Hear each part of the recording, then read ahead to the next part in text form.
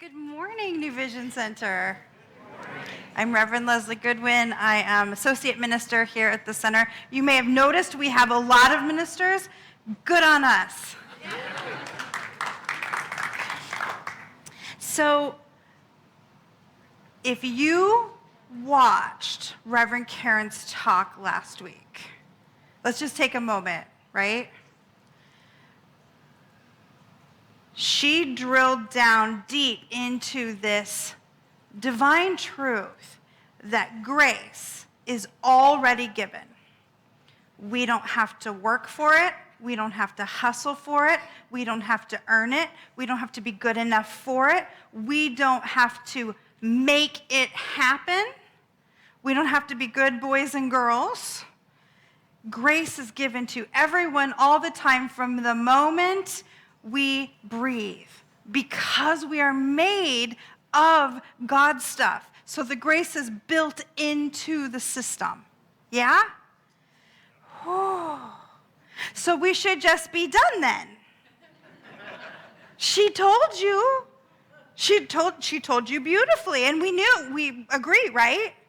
I mean, who doesn't want to agree with that message? And yet by about Tuesday, I don't know about y'all, but by about Tuesday, I had forgotten it completely.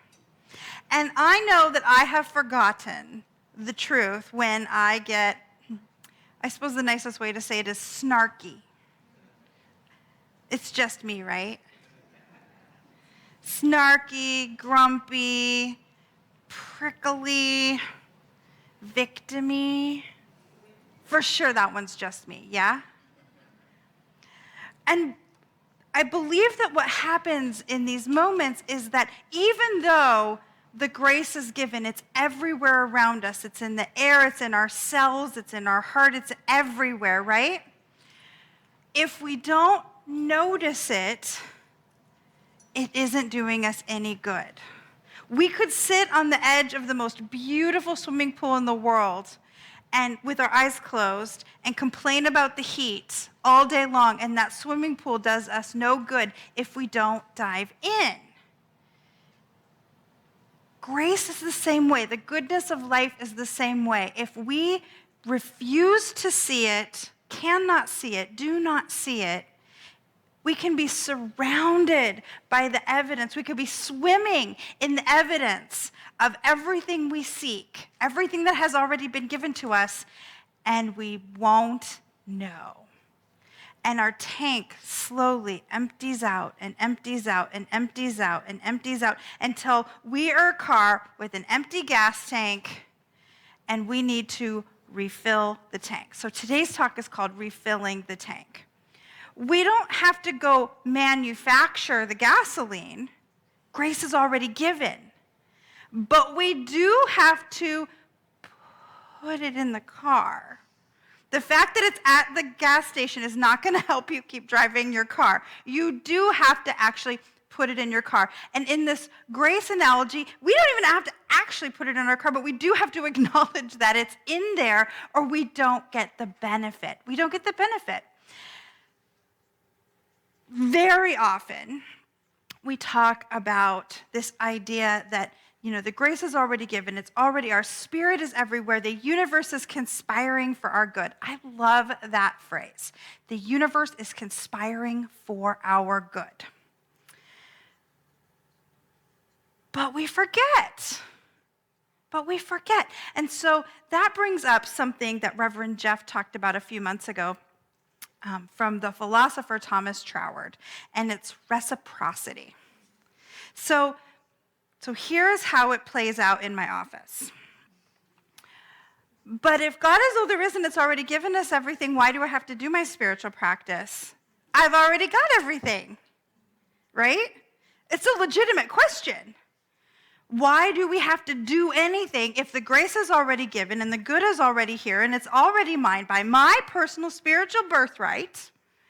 Why do I have to do anything to feel the goodness?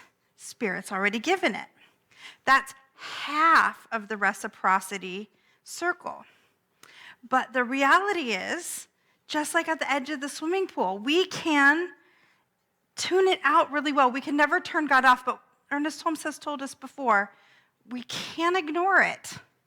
And we're weirdly good at it sometimes, at just tuning out of that goodness. So the other half of the reciprocity is taking action to see and notice the good, to fill up our tank so that our engine runs well, so that we fill up our tank, so that our engine runs well, so we do our actions to help us tune in, and then the goodness of God flows more easily into our life.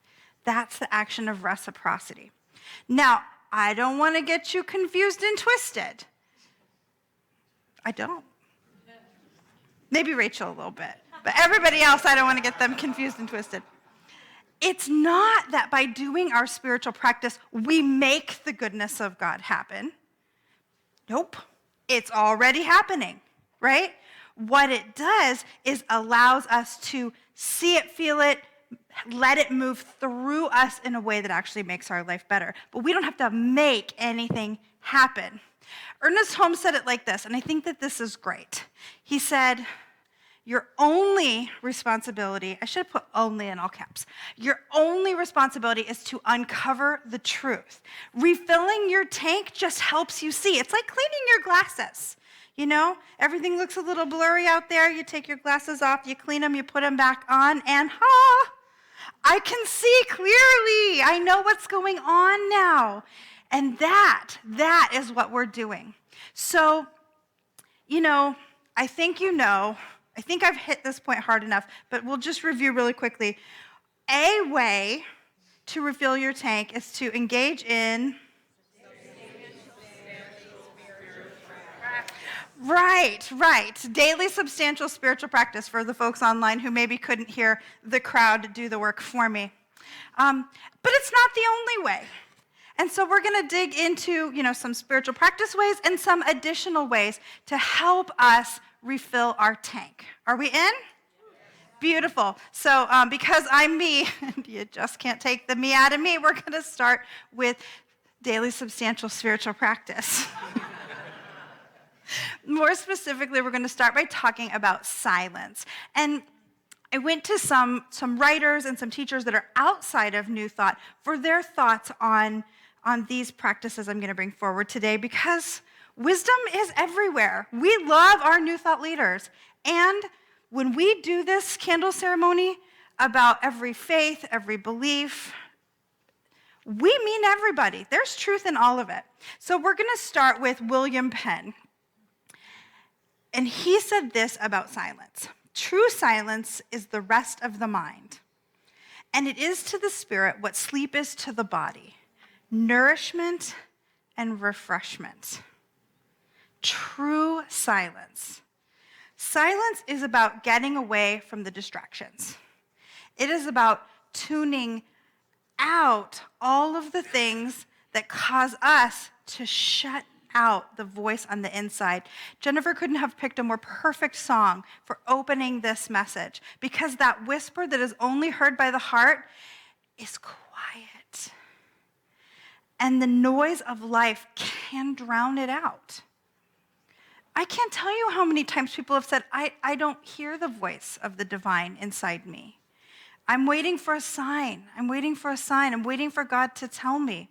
But if we don't bring down the volume of our universe, it's going all the time. I promise you, Spirit is whispering into your heart every moment of every day exactly what is yours to know.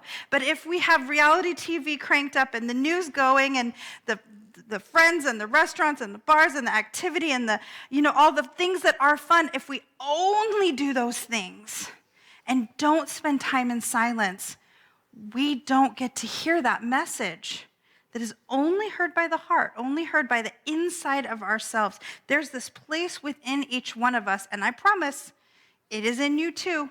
I promise. This place that Reverend Karin calls the innermost altar of the Most High.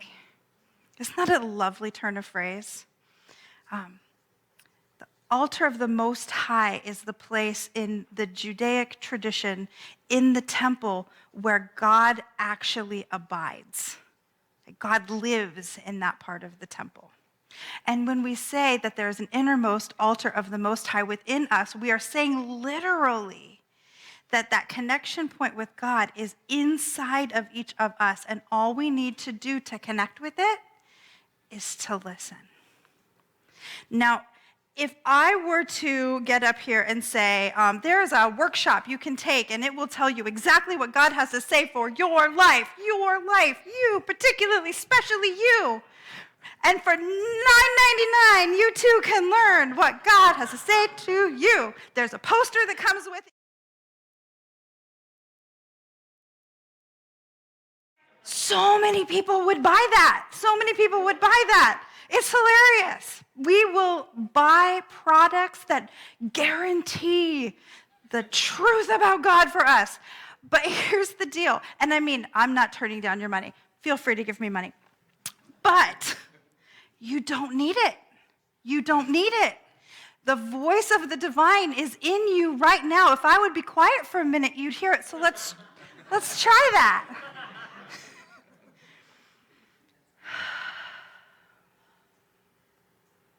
What is mine to know?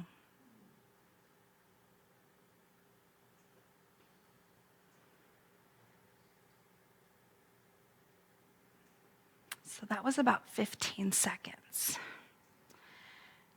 And the wild thing is, stuff bubbled up, didn't it? Something came up. And very quietly, and I want to say probably 2/3 of the minds of this room, people said, well, something came up, but it wasn't God. It was just my brain. I like being able to lift this one eyebrow.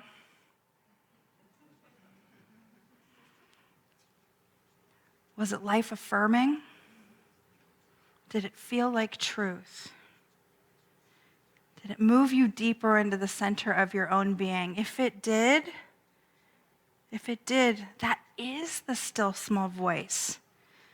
We need to learn to trust it. We are organisms with a brain through which we process information. Here's the tricky secret. It's all going to come out of our brain. That's how we translate things from data into language, into something we can work with, is it goes through our brain. Just because it's gone through our brain doesn't mean it's not real. As Harry Potter said at the very, very end of the last book, he said, is this real or is it happening in my mind? And Dumbledore said, of course it's happening in your mind, but why on earth would that make it not real? Of course it's real. When we allow ourselves to drop into that silence, and the information comes, and the feeling tone, and the sense of connectedness with the divine comes, we fill that tank. We feel it filling up.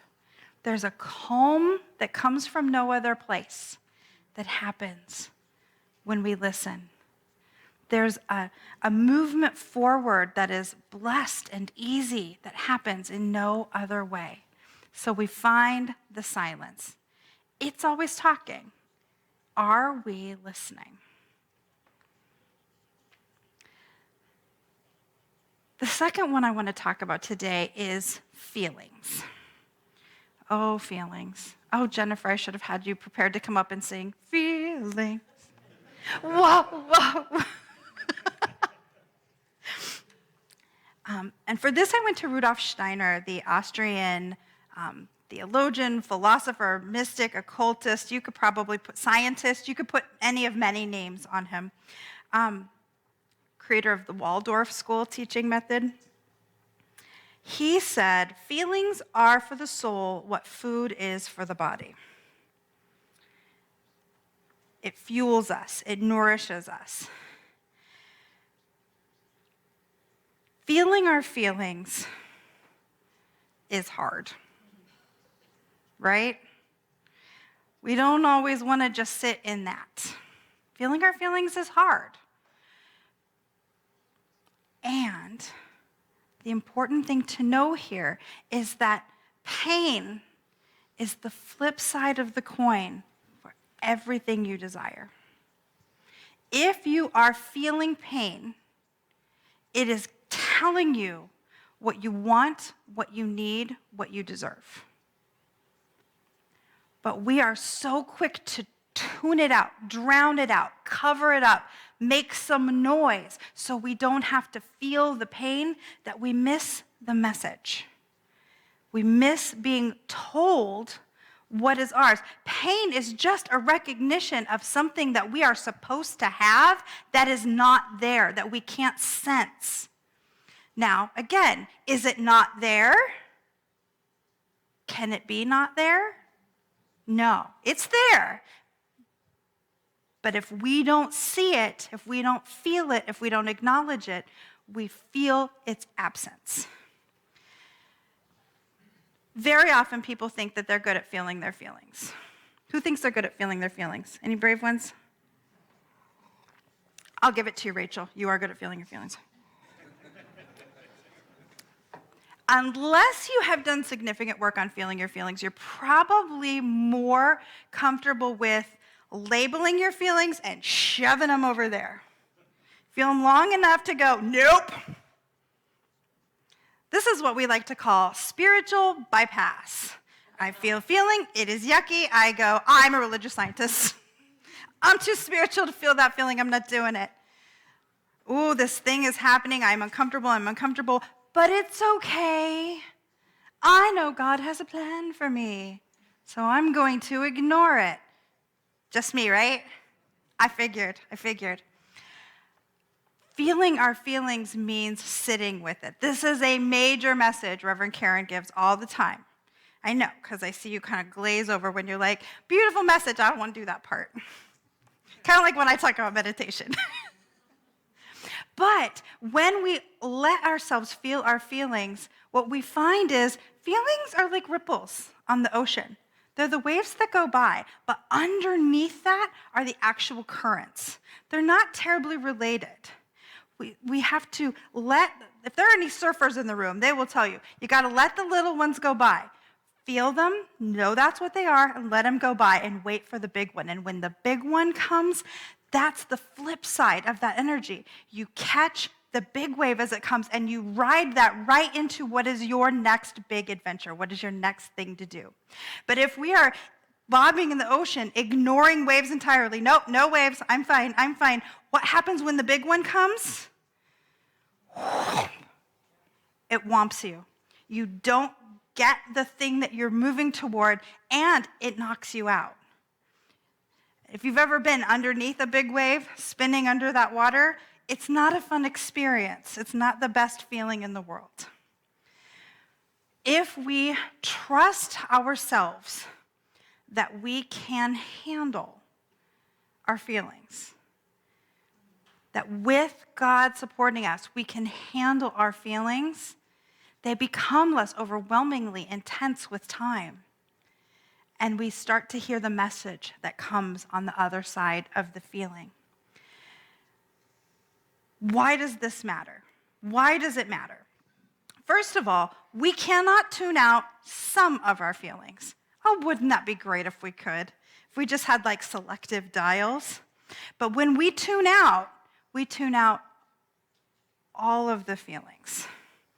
So when we decide we don't want to deal with pain or rejection or fear or loneliness, we are turning off joy and love and excitement and passion. Those are the feelings that fill up our tank. We're turning off positive expectation of good in our life, which then, what does it do? It causes us to not look out there to the good that is everywhere. That turning off, tuning out, is what causes our tank to go empty in the first place. And as we let ourselves feel and move through those waves, our tank fills up. And when our tank gets a little bit past halfway, a miraculous thing happens. And it is this ability to connect with other people who are doing the same thing on this deep, sweet level that is so real and so much more connected than many of us have had in our entire lives. It's this heart connection, this bosom friendship, this ability to truly empathize with one another. And we start noticing as our tank continues to fill from that point, holy moly, theirs is going up too. Isn't that beautiful? And it doesn't take work at all. We're not making anything happen. All it takes is the willingness to trust that that phrase, the universe is conspiring for my good, God's got me, all these little catchphrases that we like to put on notebooks and bumper stickers, that it's true. It's true. When we trust that, when we lean into it, and it's our only responsibility is to uncover that truth, now all the tanks are starting to fill up. Which brings me to my third one, creativity. Marion Woodman, the great teacher Marion Woodman, said, if we fail to nourish our souls, they wither. And without soul, life ceases to have meaning. The creative process shrivels in the absence of continual dialogue with the soul. And creativity is what makes life worth living. Creativity is what makes life worth living. Now, here in Science of Mind at New Vision Center, we know that creativity includes painting and dancing and singing and being drag kings and queens and haiku poetry for the people that are in the class and writing and songwriting, every creative thing you can think of. But we also know that every thought is creative, that we're creating our life by pressing our thoughts into the law and bringing forth our good. Right? This is not new news, right? Oh, thank goodness. If this is new news, get thee to a foundational class. If being creative is the purpose of life, the thing that makes life worth living, sit with that for a minute. Think of the things that you've created, from other human beings to pieces of artwork, to beautiful relationships, to jobs well done and projects managed and homes nurtured, and plants grown. I mean, the list is infinite, and we've all been doing it every breath and every thought of our lives. When our tank is empty, the creativity slows down, doesn't it? The desire to create slows down. And the ability to really activate into that manifest energy where we press our thoughts into the law and it comes back to us, another form of that reciprocity. We press our thoughts into the law and it comes back to us in form, right? If we cease to believe we can do that, the belief is the punch that makes that happen. When our tank is empty, we cease to believe it can happen. We cease to believe we deserve it. Which brings us back to the beginning of the message, doesn't it? There's nothing to deserve. Grace is already given. We just have to remember. We can remember through getting into the silence and allowing it to whisper it into our hearts. We can get into it by feeling our feelings and allowing the joy to resurface and fuel us and then help us to fuel others. Or we can get into it by hopping into whatever creative activity feels the easiest, the most joyful, the simplest. Go through the easy door. When life is hard, don't go to the triple padlocked, dead-bolted door that you have to open with an axe. Go to the screen door that's propped open with a brick. Right? Start where you're at. Start where you're at. And whatever feels good. Dancing with friends. Sitting around with a bunch of buddies who are like-minded, having a good giggle.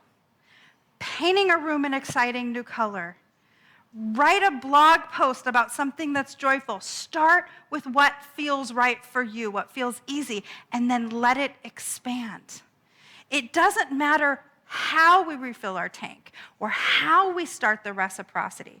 But whenever we do any of these and a million other activities that start to refill our tank, every time what we're doing is cleaning those glasses so that we see the God, see the good, and the cycle starts again. And it goes and it goes and it expands and it grows and it starts to touch other people and their tanks are filling too. And the next thing you know, you're in a room like this with people like you talking about stuff like this, and it's working.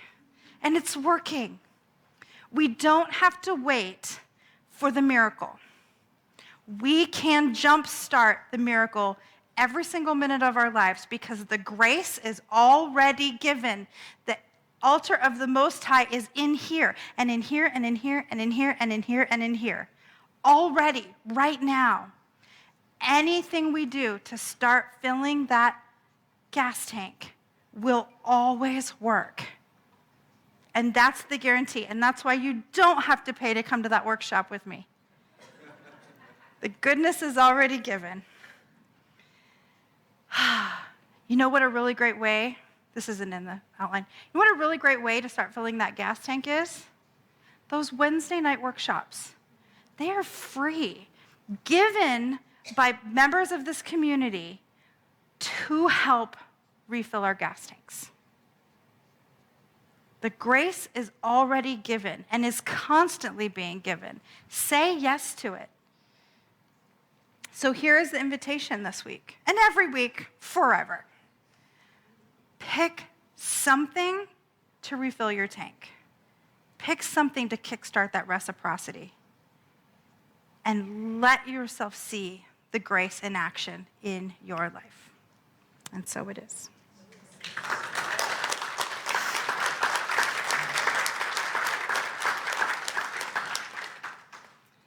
So I invite the practitioner students, and ministers in service to rise with me and take a stand for this prayer as we anchor in this truth together.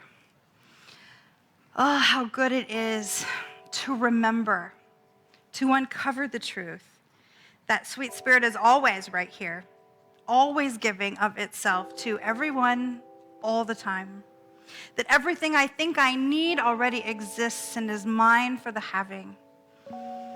How good it is to lean into those words of Emma Curtis Hopkins, that there is good for me, meant for me, and I ought to have it. And it has already been given. And so we say yes. Yes to the healing, yes to the abundance, yes to the love, yes to the peace. We say yes to being change agents in this world, opening hearts and transforming lives. We say yes to the action of Spirit in and through and as us right here, right now. That each beloved within the sound of my voice is already one in the one. And it is good. It is so good. And so I'm grateful for this truth for each of us. Grateful for Spirit in action in our lives as we release all of this goodness into the law. And call it good. And so it is.